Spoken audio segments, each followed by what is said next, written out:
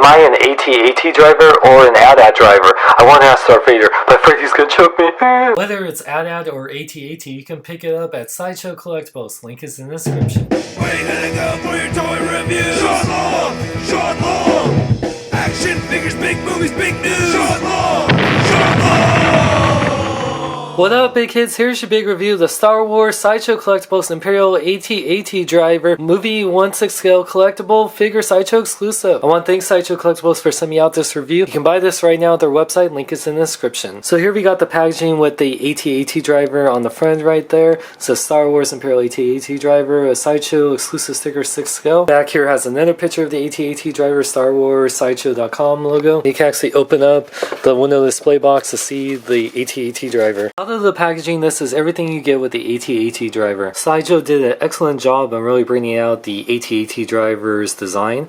I really love the helmet. I really noticed that the helmet is like a stormtrooper with like a TIE fighter type of helmet on. It's pretty cool. I like the tubing. It does get in the way of the articulation, but I'll talk about that in a second. Black right here and then red. I don't know, it's like giving oxygen, or he's just eating pudding and ketchup maybe? I don't know. Imperial logos on both ends right there, and yeah, like the silver bits, and he has this chest box, you know, like I said, going oxygen or keep him warm. That's what I'm thinking this would do, especially on planets like Hoth. The rest of the outfit has some really nice stitching underneath, like the armor bits. It's really only armor on the top, and then the rest of it is just, you know, pretty much, you know, cloth, and then the plastic for the gloves. It has this strap that's very reminiscent of a TIE fighter pilot, and these big cargo pants type thing going on. Really like this little thing on the gloves. It's really cool. Got on the back right here has some nice detail.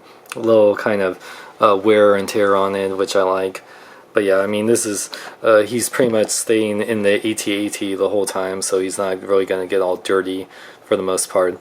I really do like the boots, especially on the bottom. Looks really cool. The AT-AT driver stands a little over 12¼ inches tall. Compared to other Star Wars 1/6 scale figures like the Hot Toys Stormtrooper and the Hot Toys First Order Stormtrooper, he is actually a little bit taller than them. For articulation, the AT-AT's driver can pretty much fully rotate, but the tubes start to come out, so you can really only move it left or right. They do go back in pretty easily though. You can look up that much, but he kind of bobs down and he looks down that much, and there's a little bit of head pivot, but not that much head articulation. His arms can fully rotate. You can move the shoulder pad, but it does look weird when you have it up right there. It has a little armpit joint in and out, can go in and out that way. Rotate the bicep bend at 2 points at the elbow, rotate the wrist, kind of go in and out. He does have a little bit of an upper ab crunch, kind of move left right, but not really. It does have a waist joint, but like all this kind of restricts it, so it doesn't really have that much movement. The legs can go forward only that much, but he does fall back a little bit.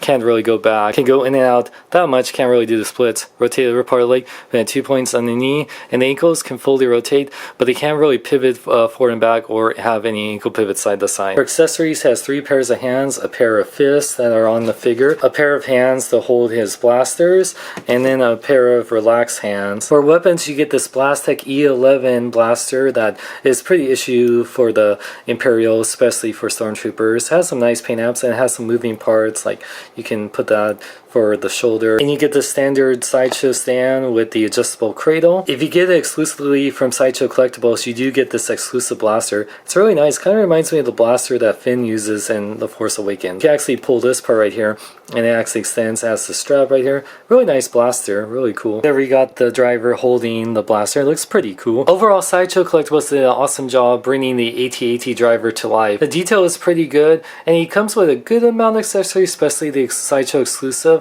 but his articulation is a little limiting, and we really only saw him drive the AT-AT. You can buy this right now at their website for $209.99, which isn't too bad for what you get. If you're a completionist for Star Wars 1/6 scale figures, I can see you picking this up, if especially you want to build your Imperial troops. However, since there's not a 1/6 scale AT-AT, and I don't know how they would do that without being like a couple $1,000s, it's really hard to buy a driver for a vehicle that is not made. It's definitely a cool looking figure, and even though you can't do the most dynamic pose, I definitely recommend it, but only for Star Wars completionists and if you want to build up your Imperial troops. Thank you, Sideshow Collectibles, for sending out this review, and for more, check out my website at SeanXLong.com. Like me on Facebook, follow me on Twitter, Instagram, links in the description. I'm Sean Long, may I live long and love light. Also, if I am called an AT-AT driver, then would ATST drivers be called AT drivers? That does not sound right.